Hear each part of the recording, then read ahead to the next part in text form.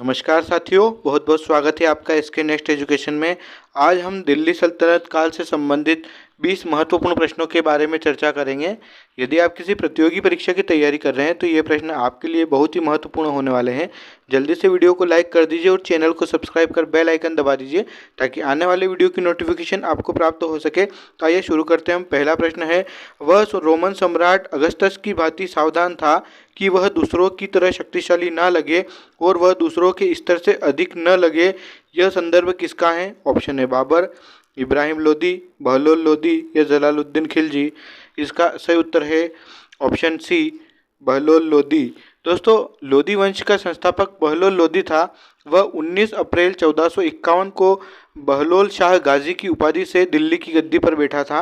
अगले प्रश्न की ओर बढ़ेंगे। प्रश्न क्रमांक 2 है, अल बरूनी किसके शासनकाल में इतिहासकार था? ऑप्शन है महमूद गजनवी, बलबन, अकबर या मोहम्मद बिन तुगलक। इसका सही उत्तर है ऑप्शन ए, महमूद गजनवी।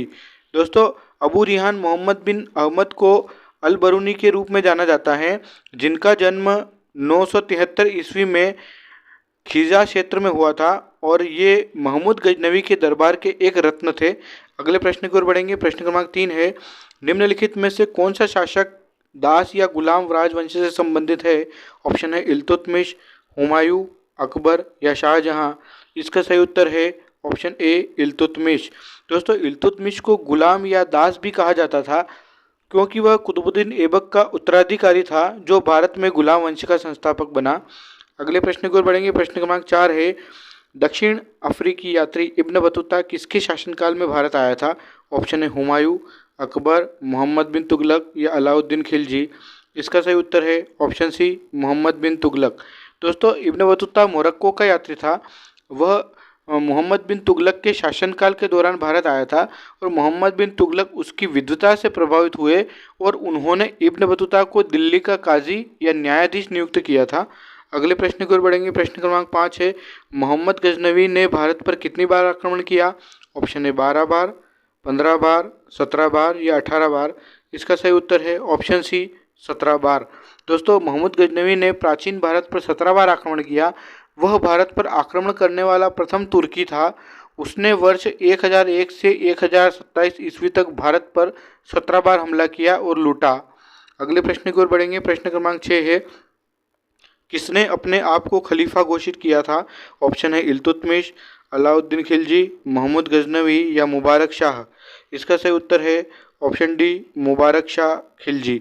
दोस्तों, मुबारक शाह, जिसे मुबारक खान भी कहा जाता है, अलाउद्दीन खिलजी का पुत्र था। मुबारक शाह 14 अप्रैल 1316 को कुतुबुद्दीन की उपाधि के साथ सिंहासन पर बैठा। जब वह 17-18 साल का था उसने खलीफातुल्लाह यानी खलीफा की उपाधि धारण की, जो उसके सिक्कों पर अंकित है। अगले प्रश्न की ओर बढ़ेंगे। प्रश्न क्रमांक 7 है, लोदी वंश का संस्थापक कौन था? ऑप्शन है इब्राहिम लोदी, सिकंदर लोदी, बहलोल लोदी या इनमें से कोई नहीं।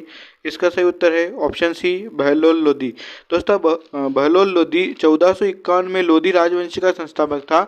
उसकी मृत्यु के बाद उसका पुत्र सिकंदर लोदी सिंहासन पर बैठा।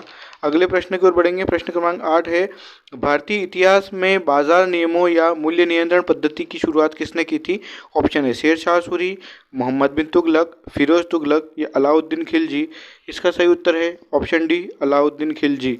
दोस्तों, अलाउद्दीन खिलजी पहला शासक था जिसने बाजार नियंत्रण नीति लागू की। इनके तहत वह खाद्यान्न, कपड़े और अन्य आवश्यक वस्तुओं की कीमतें तय करता था। अगले प्रश्न की ओर बढ़ेंगे। प्रश्न क्रमांक 9 है, राज्य संबंधों में उलेमा के दखल का विरोध किस सुल्तान ने किया था? ऑप्शन है बलबन ने, अलाउद्दीन खिलजी ने, फिरोज शाह तुगलक ने, इनमें से कोई नहीं। इसका सही उत्तर है ऑप्शन बी, अलाउद्दीन खिलजी ने। दोस्तों, उलेमा इस्लामी दुनिया में एक मुस्लिम विद्वान है। मध्यकालीन इतिहास के दौरान उलेमा ने राजनीतिक, समाज और संस्कृति में महत्वपूर्ण भूमिका निभाई। अलाउद्दीन खिलजी और मोहम्मद बिन तुगलक ने राज्य के मामलों में उलेमाओं के हस्तक्षेप का कड़ा विरोध किया था। अगले प्रश्न की ओर बढ़ेंगे। प्रश्न क्रमांक 10 है, अल बरूनी द्वारा रचित पुस्तक किताब उल हिंद या तारीख उल हिंद में किन विषयों की समीक्षा की गई है? ऑप्शन है भारतीय गणित, भारतीय इतिहास, भूगोल, खगोल विज्ञान, दर्शन, इनमें से सभी। इसका सही उत्तर है ऑप्शन डी, इनमें से सभी। दोस्तों, किताब उल हिंद अरबी में लिखी गई अल बरूनी की एक कृति है। इसमें धर्म और दर्शन, त्योहारों, खगोल विज्ञान, रीति रिवाजों तथा प्रथाओं, सामाजिक जीवन, भार तोल तथा मापन विधियों, मूर्तिकला, कानून, मापतंत्र विज्ञान आदि का वर्णन दिया हुआ है। अगले प्रश्न की ओर बढ़ेंगे। प्रश्न क्रमांक 11 है, अल बरूनी का पूरा नाम था।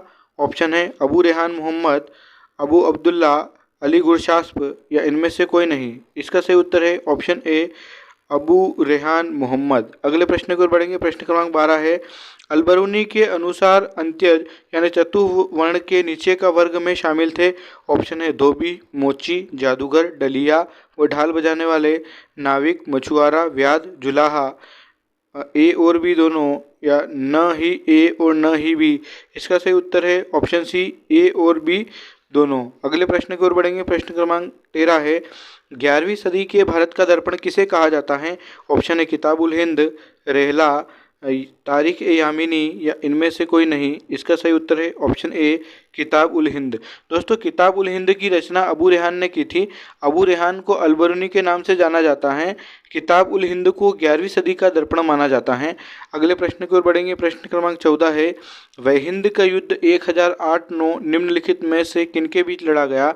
ऑप्शन है महमूद गजनवी और आनंदपाल, महमूद गजनवी और जयपाल, मोहम्मद गौरी और पृथ्वीराज चौहान, मोहम्मद गौरी और जयचंद। इसका सही उत्तर है ऑप्शन ए महमूद गजनवी और आनंदपाल। दोस्तों वह हिंद का युद्ध 1008 ईस्वी में लड़ा गया था। यह युद्ध पंजाब के शाही वंश के राजा आनंदपाल एवं महमूद गजनवी के मध्य हुआ। इस युद्ध में सांबर के चौहानों ने आनंदपाल का साथ दिया था। इस युद्ध में राजा आनंदपाल की पराजय हो गई थी। अगले प्रश्न की ओर बढ़ेंगे। प्रश्न क्रमांक 15 है, दिल्ली सल्तनत का वह प्रथम सुल्तान कौन था जिसने स्थायी सेना रखी। ऑप्शन है इल्तुतमिश, बलबन, अलाउद्दीन खिलजी या मोहम्मद बिन तुगलक। इसका सही उत्तर है ऑप्शन सी अलाउद्दीन खिलजी। दोस्तों अलाउद्दीन खिलजी ने खून और फौलाद की नीति को अपनाया। वह दिल्ली की पहली सल्तनत में तुर्की सेना पर आधारित स्थायी सेना की नींव रखने वाला पहला सुल्तान था। अगले प्रश्न की ओर बढ़ेंगे। प्रश्न क्रमांक 16 है, दिल्ली के निम्नलिखित सुल्तानों में से किसने तैमूरी शासक मिर्जा शाहरुख के अधिराज में आना स्वीकार किया। ऑप्शन है फिरोज तुगलक, मोहम्मद तुगलक, खिज्र खां सैयद या सिकंदर लोदी। इसका सही उत्तर है ऑप्शन सी खिज्र खां सैयद। दोस्तों खिज्र खां सैयद वंश का संस्थापक था। वह स्वयं को इस्लाम धर्म के संस्थापक मोहम्मद पैगंबर साहब का वंशज मानता था। सल्तनत काल में शासन करने वाला एकमात्र शिया वंशज था। अगले प्रश्न की ओर बढ़ेंगे। प्रश्न क्रमांक 17 है, निम्न में से कौन गुलरुखी के उपनाम से कविताएं लिखा करता था। ऑप्शन है इब्न बतूता, जियाउद्दीन बर्नी, शम्स ए सिराज आफिफ या सिकंदर लोदी। इसका सही उत्तर है ऑप्शन डी सिकंदर लोदी। दोस्तों सिकंदर लोदी मुख्य रूप से अपनी साहित्यिक गतिविधियों के बजाय अपने प्रशासनिक और सैन्य कौशल के लिए जाना जाता था। सिकंदर लोदी ने गुलरुखी उपनाम से फारसी कविता लिखी। अगले प्रश्न की ओर बढ़ेंगे। प्रश्न क्रमांक 18 है, दिल्ली सल्तनत पर शासन करने वाले निम्न वंशों का सही क्रम क्या है। एक गुलाम वंश, दूसरा खिलजी, तीसरा लोदी, चौथा सैयद और पांचवा तुगलक। ऑप्शन है 1 2 3 4 5, 1 2 5 4 3, 2 3 5 4 1 या 5 4 3 2 1। इसका सही उत्तर है ऑप्शन बी 1 2 5 4 3। यानी सबसे पहले गुलाम वंश ने 1206 से 1290 ईस्वी तक शासन किया। उसके बाद खिलजी वंश ने 1290 से 1320 ईस्वी तक शासन किया। उसके बाद तुगलक वंश ने 1320 से 1414 ईस्वी तक शासन किया। फिर उसके बाद सैयद वंश ने 1414 से 1451 ईस्वी तक शासन किया और लोधी वंश ने 1451 से 1500 ईस्वी तक शासन किया। अगले प्रश्न की ओर बढ़ेंगे। प्रश्न क्रमांक 19 है, गुलाम वंश के आरंभिक शासकों का निम्न में से कौन सा सही अनुक्रम है। 1 कुतुबुद्दीन ऐबक, 2 इल्तुतमिश, 3 रजिया सुल्तान, 4 आराम शाह। ऑप्शन है 1 2 3 4, 1 4 2 3, 1 3 2 4 या 4 3 2 1। इसका सही उत्तर है ऑप्शन बी 1 4 2 3। दोस्तों कुतुबुद्दीन ऐबक ने 1206 से 1210 ईस्वी तक शासन किया। फिर आराम शाह ने 1210 से 1211 ईस्वी तक शासन किया। फिर इल्तुतमिश ने 1211 से 1236 ईस्वी तक शासन किया और रजिया सुल्तान ने 1236 से 1240 ईस्वी तक शासन किया। अगले प्रश्न की ओर बढ़ेंगे। प्रश्न क्रमांक 20 है, अलाई दरवाज़ा निम्न में से किसका मुख्य द्वार है। ऑप्शन है जमात खाना मस्जिद, सीरी, कुतुब मीनार या इनमें से कोई नहीं? इसका सही उत्तर है ऑप्शन सी, कुतुब मीनार। दोस्तों, अलाई दरवाज़ा कुतुब मीनार परिसर में कुव्वत उल इस्लाम मस्जिद के दक्षिणी ओर से मुख्य द्वार हैं। इसे दिल्ली के सुल्तान अलाउद्दीन खिलजी द्वारा 1311 ईस्वी में बनवाया गया था। दोस्तों, यदि आपको वीडियो पसंद आया हो तो इसे लाइक कीजिए, शेयर कीजिए और चैनल को सब्सक्राइब कीजिए ताकि आने वाले वीडियो की नोटिफिकेशन आपको प्राप्त हो सके।